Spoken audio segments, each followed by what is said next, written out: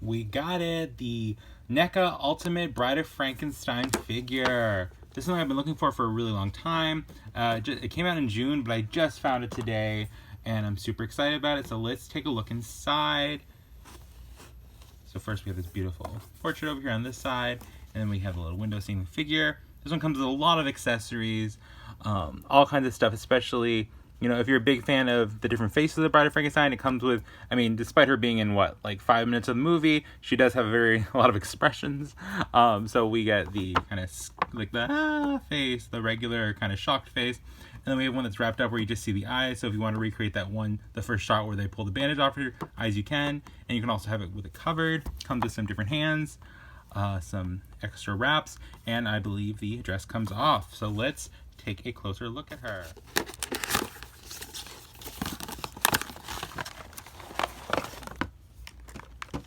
There we go. It's got double plastic to protect it. Look, it's open. There we go. Alright. Now let's take her out and see what she's like. So I'm a huge fan of the Bride of Frankenstein in general, and I knew I had to have this figure when I saw that they actually did her in color, which is something we don't really see very often with this character. Normally she has the big black hair with the white streaks, but this one they actually gave her more of an auburn, like reddish brown color, which if you look at some of the movie posters, you can see, yeah, you know, more of that color in like the painted posters that were in color.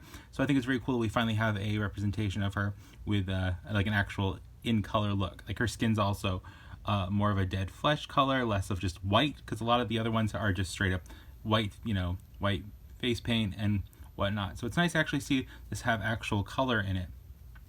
Also, the hair's not as big and ridiculous as usual. This does seem like a very realistic hairstyle they could have done at that time period. The dress is fabric, or the cloak is fabric. The one thing I'm worried about is how this will last in the test of time, if it's out, and how long will this take to fray and kind of get destroyed. So hopefully I will be able to keep her safe and not ruin it. It does have this nice little tie-up in the back, and pretty posable. Also, there's some other heads, so let's check out the other head. So in addition to the head that comes on it, it comes with 2 other heads, including one that's partially bandaged up where you can see her eyes, and then the iconic scream face, which is hair is more frizzed out, so it really does give that cinematic look. Also, what I really like is the actual detail in this figure of where the sew lines are on her face. So when you do pose it like this from the side in that iconic shot, you actually can see, you know, like these freshly made scars. And overall, the paint job is beautiful and looks really good. This face I think might be my favorite because it does seem the most like the actual shot from the movie. But overall, all 3 are really beautiful. And let's take one off and switch it out. They come off very easy compared to a lot of the other ones I have. These ones come off really easy, really nice and smooth. And we pop this in, and then you have that.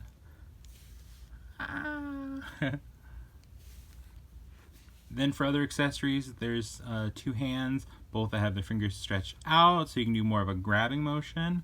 And then it also comes with 2 extra little bandages, which can unfold all the way, so I guess you can put them wherever you want. Realistically, I don't know how often I'm going to use these, but it's nice to have.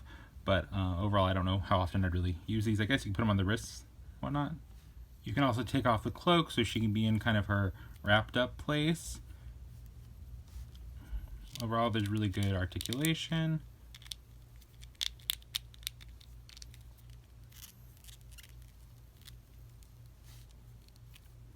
And it comes with this cool accessory you can put back over the eyes to have them bandaged up. So you can do, oh, I can get it to stay on.